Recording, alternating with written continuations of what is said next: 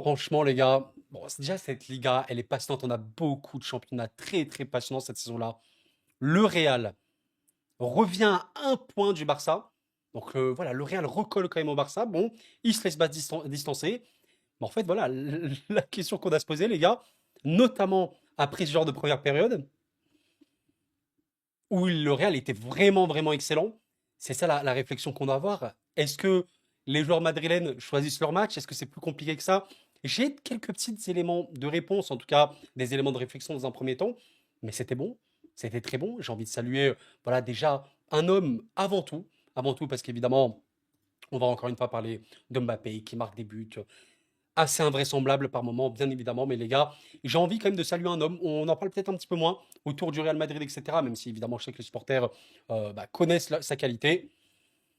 Et oui, et oui, et oui, oui. Le Real Madrid, cette saison-là, si on est très très clair, il y a eu un marasme clairement très très particulier. Voilà, sur les derniers matchs, pas positif du tout. Bon, le match que je fais face à Gérone, sincèrement, j'ai reçu personnellement des messages de Madrilène, pas sur ce match-là forcément, mais par le passé.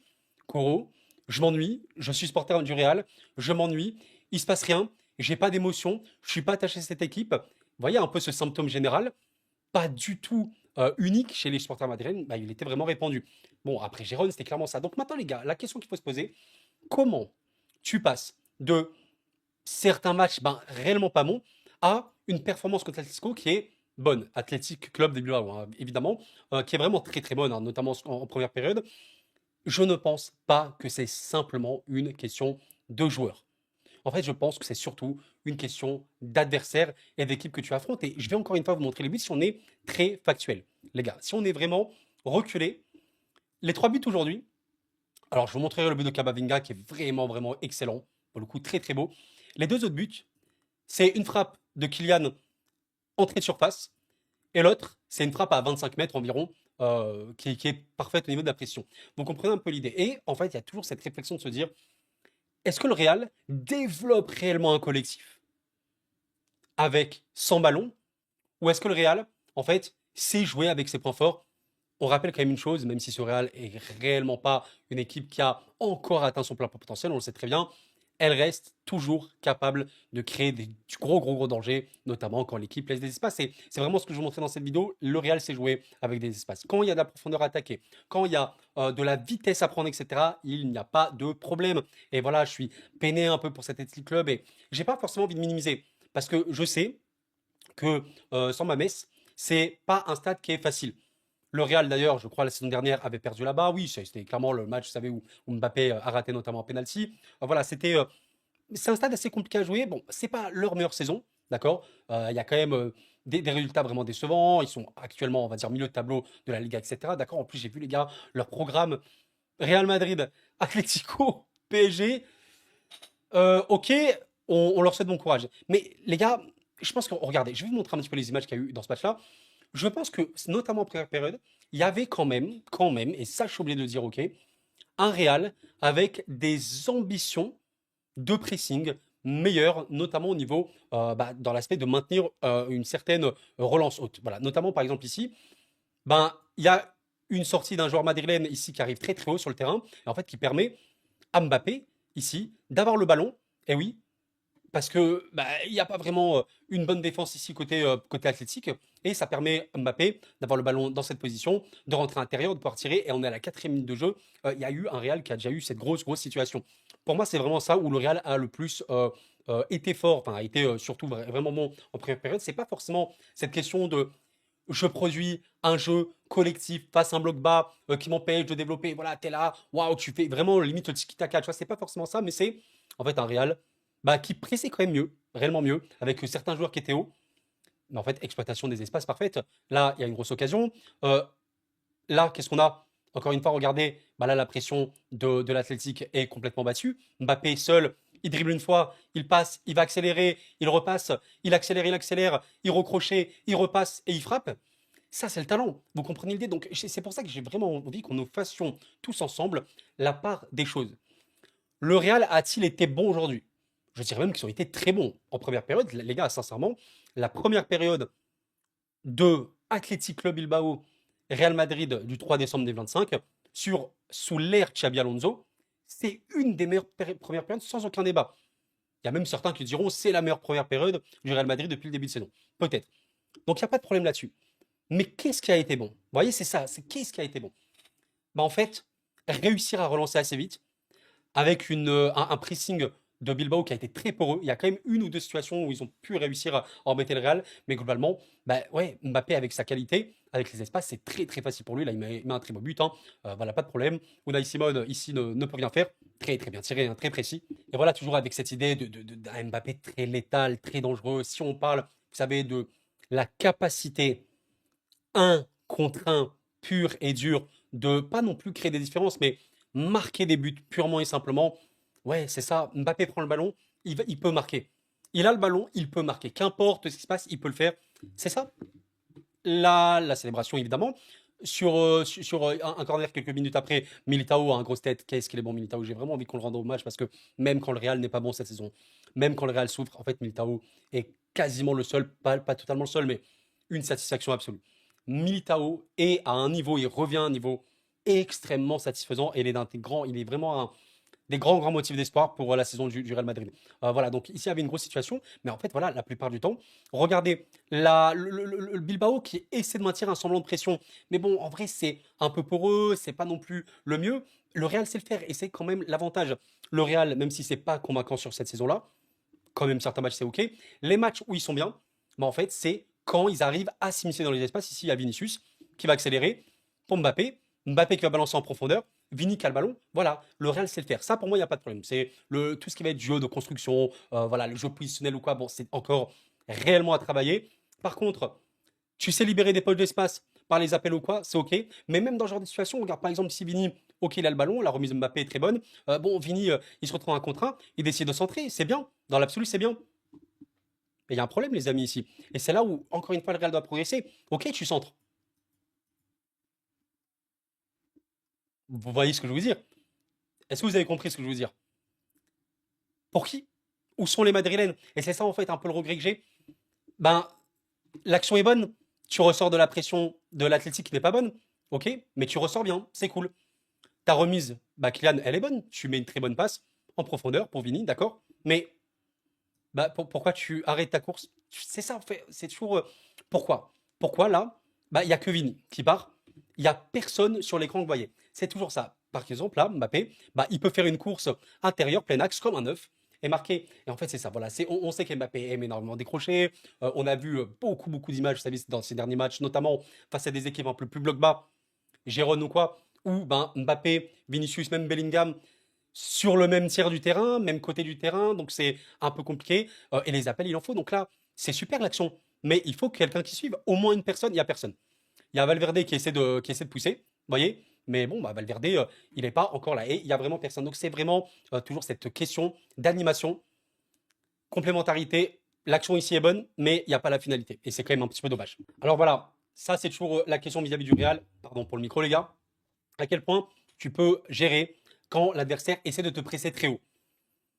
Certains moments, c'était bien, notamment grâce à la qualité de passe de Trent, hein, c'est le plus gros point fort de ce joueur-là. Trent Alexander-Arnold, les gars. Qualité numéro 1, passeur de fou furieux, c'est un des meilleurs passeurs de cette génération du 21e siècle. Hein. Chercher chez latéraux, il n'y a pas de problème là-dessus. Là, regardez, Valverde, un petit peu déchet technique par moment, mais voilà, des sorties qui sont assez bonnes, petit jeu en triangle ici, Kama, Valverde. C'est bien, honnêtement, voilà, ça, je me dis, ok, c'est un petit peu travaillé quand même. Enfin, ça se voit que c'est travaillé à l'entraînement parce que tu essaies de ressortir le ballon, il y a un joueur qui décroche, Kamavinga, il y en a un qui prend l'intérieur, Valverde, ok, c'est bien, mais la justesse technique, et là, Valverde, il pousse un peu trop le ballon. L'Athletic Club peut le récupérer, ça va très vite. Forcément, t'es exposé, tu peux pas avoir du déchet technique dans cette zone-là, donc c'est très très dangereux. Courtois, Fellaini, il y a une grosse situation après. Encore une fois, ça c'est vraiment la phase où le Real bah, n'est pas bon. Cette phase, vous savez, arrêtez ou regardez, hein, vous avez une ligne de 4 ici pour le Real, une autre ligne de 4. Bon, Bellingham et Mbappé, qu'on ne voit même pas sur l'écran, sont complètement battus dans la pression. Et là, c'est vraiment pas ce que le Real aime, forcément, parce que c'est une équipe clairement qui doit être haute. On a compris la défense basse, et surtout quand tu as 8 de tes joueurs de champ réunis dans une si petite zone, bah, il peut avoir une passe intérieure comme ça, et tu es en grand danger. Toute ta ligne de pression est battue. C'est un peu dur. Là, il y a une petite remise. C'est très très dangereux. Courtois, il fait l'arrêt, mais vous comprenez l'idée. Je suis en train de vous dire dans cette vidéo que le Real a fait un très bon match contre Bilbao. Il n'y a pas de problème là-dessus. Maintenant, est-ce que pour autant, les mots du Real, les mots MAUX, les problèmes du Real, est-ce qu'ils ont été éludés? Est-ce que c'est bon, ça n'existe plus?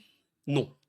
Ils existent toujours et ce sera évidemment à travailler, à travailler, à travailler. Là, je vous ai pris ces deux petites séquences face à Bilbao pour vraiment vous montrer que, bah, encore une fois, ta pression, ça peut être dur et c'est pour ça qu'il faut, dans ce football moderne, mettre une intensité du début à la fin en permanence si tu veux être la meilleure équipe. Et évidemment, toute cette question de justesse technique, de compatibilité évidemment de profil, etc., c'est évident. Bon, ici Courtois fait les arrêts. Hein. Courtois, encore une fois, il n'a pas eu des milliards d'arrêts à faire non plus, mais il est fait. Ce jour-là, excellent. Hein. Courtois, on ne le présente plus. Hein. Quel gardien.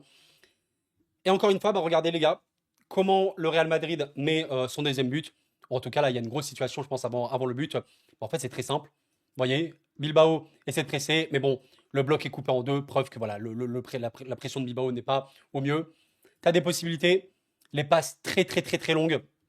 Profondeur. Vinicius, excellent contrôle. Là, il faut finir, Vini. Il faut finir. Peut-être un petit peu gentil. Je pense que vous savez, le Vini un peu prime qu'il y a eu à l'époque, hein, notamment qui gagnait les Ligues des Champions et tout. Je pense que ce genre de moment, il les mettait un petit peu. Bon, dommage parce que là, tu dis, il faut être létal. Et voilà, le problème, c'est que Mbappé, au pire, il aurait pu apporter une solution, mais il est un peu trop bas. C'est un peu dommage parce que, encore une fois, bah, tu vois, là, il y a une belle passe en profondeur, très très belle. La passe est super bonne, elle est parfaitement dosée, le contrôle est magnifique. Est-ce que Mbappé peut pas aller pleine vitesse pour apporter une solution? Je pense qu'il peut. On sait que s'il est explosif, il peut totalement le faire. Bon, au final, Vini se retrouve en un contre un. Dommage qu'il n'y a pas de soutien. Mais bon, voilà, il aurait pu marquer hein, et on n'aurait rien dit. Mais vous comprenez encore une fois la situation suivante. Le Real s'est généré une grosse situation de but. Ok. Est-ce que c'est après une construction et tout? Non. C'est une passe longue et un bon contrôle. Je tiens vraiment à vous préciser ceci. Et là, pour le coup, où ça a fait plaisir, je pense, pour les Madrilènes, le second but est très, très, très beau. Excellent. Et là, c'est après une construction. Et c'est ça où c'est intéressant. Est-ce que tu dis, peut-être que, ouais, tu as trouvé des joueurs, peut-être au niveau de la compatibilité, qui sont meilleurs. Alors, le perdant, évidemment, c'est Arda, ça c'est très clair.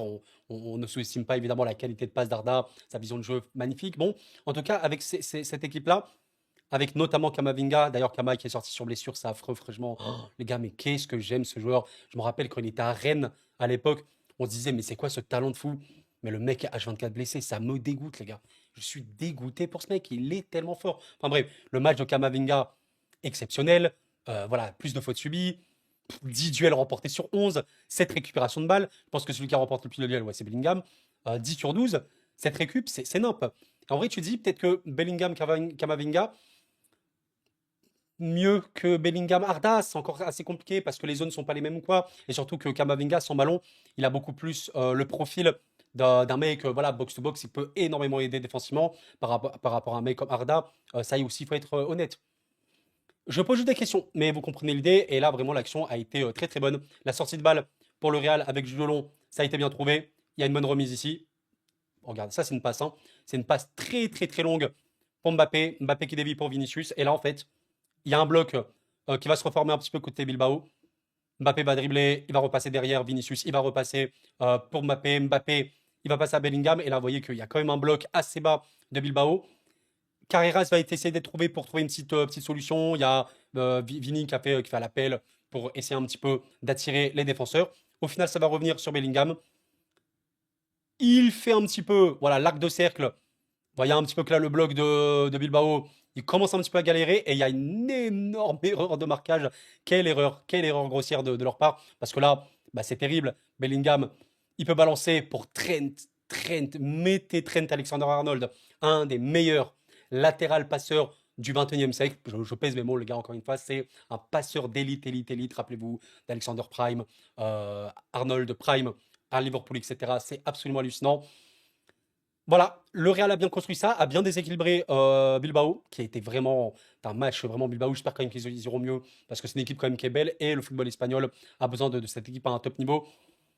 Là, c'est pas possible. Trent, regarde un petit peu. Mbappé est seul, Vini est seul. C'est dramatique, c'est vraiment dramatique. Trent peut centrer. Et là, les gars, tête de Mbappé, qui avait marqué contre l'Olympiakos de la tête. Remise du coup, pour lui cette fois-ci. Et Kamavinga complètement oublié. Ouais, L'action est très très belle. Je trouve vraiment là, vraiment Bilbao absent sur l'action, j'ai pas compris. Ils sont pas sur Mbappé, ils sont pas sur Vini, ils sont pas sur Camavinga, ils sont pas sur Trent, ils sont sur personne. Et l'action est très belle. Et là, c'était plutôt une construction avec un Real qui allait assez vite. C'est ça qui est cool. Tu vas vite, tu essaies de faire des appels extérieurs, appels intérieurs, tu décales très rapidement, tu centres. Voilà, c'est bien. C'est bien. Et clairement, quand une équipe est comme ça, plus tu vas vite, mieux c'est dans ce match-là. Bon, voilà, les gars, après, j'ai arrêté de prendre ma screen. Je vous ai juste pris le second but en seconde période et c'est rien passé. Euh, Mode de gestion du Real Madrid. Quand je dis rien passé, il y a eu deux, trois petites choses, mais rien de bien fou non plus. Le doublé de Kylian, bah voilà. Passe de Carreras, hein, il me semble. Voilà. Vous savez, les joueurs les plus dangereux offensivement, bah, en fait, c'est très simple. C'est ceux qui peuvent marquer sans se générer d'occasion. Il n'y a aucune action de but. Il n'y a aucune action. Il n'y a pas d'occasion de but ici. Mais il marque. Parce que le talent, parce que le génie, tout ce que tu veux. Et il est très, très content. Bah écoutez, les gars, qu'est-ce qu'on doit en conclure? C'est super particulier parce que le match est vraiment, vraiment très bon des Madrilènes. Il y a certains joueurs, franchement, voilà, comme Kama. Putain, tu te dis, mais franchement, ce mec-là, il peut tellement avoir une compatibilité, il peut tellement aider ce Real-là. Est-ce que c'est ce 11-là, le 11 titulaire? Je me dis que les grands perdants, c'est Arda. Oui. Je pense que Huysen, il perd quand même. Il faut être honnête, les gars. C'est dur. C'est dur, mais ce 11-là, il m'a l'air d'être très bien. Parce qu'il y a beaucoup de complémentarité. Il y a, on va dire, Kamavinga vraiment en box-to-box, était en défense, aidé offensivement. Bellingham surtout pour le dernier tiers, avec tout le volume qu'il a. Chouamini notamment pour cet aspect évidemment défensif, de relance, etc. Bon, ok. Je suis curieux, je suis très curieux de voir un petit peu jusqu'où peut aller ce Real là. Mais voilà, je pense que ce Bilbao là, il fallait gagner évidemment, il faut absolument se remettre. Quel est le match vraiment qui m'intéresse pour côté Real? Bah pourquoi pas contre City? Parce que ce City là peut vraiment aller au Real. C'est un City qui n'est pas imperméable, alors qui a pris en plus, je ne sais pas si vous l'avez vu ce match-là, je l'ai revu en replay, le Fulham City absolument délirant. C'est un City qui peut vraiment laisser des grosses brèches, qui a une pression parfois en demi-teinte, et du coup, le Real peut vraiment, vraiment s'amuser face à une équipe comme ce City-là. En plus, les gars, le Real qui n'arrive pas à jouer à domicile depuis très longtemps va enfin retrouver le Bernabeu. Ok, ok. Et en vrai, très hâte de voir un petit peu la Super Coupe d'Espagne. Là, on verra notamment contre l'Atlético. Ah, j'ai hâte de voir. Franchement, il y a une revanche à prendre pour les Madrilènes ici. Mais vraiment, les gars, faites-moi vos retours. Il y a beaucoup de réflexions à avoir autour de ce match-là. Je suis vraiment très curieux de connaître un petit peu votre ressenti par rapport à la performance du Real collectivement parlant. Avec, évidemment, sans ballon. Et on sait très bien que ce Real-là, pourquoi on le critique beaucoup en Europe, le comportement sans ballon. C'est ça qui n'est pas bon. Avec ballon, oui, il y a eu des matchs très très pauvres offensivement, très peu de mouvements, très peu de possibilités de jeu, etc. Des joueurs qui se marchent dessus, ok. On l'a pas vu ce soir contre Bilbao, car ils essayaient de presser, mais c'était pas très bon. On verra qu'on débloque plus bas. On verra qu'on est des équipes beaucoup plus fortes défensivement. Et on verra le comportement du Real sans ballon. Je vous invite à me faire vos retours, les amis. Et merci à vous. Voilà, prenez soin de vous comme d'habitude. Et la paix sur vous. Merci beaucoup.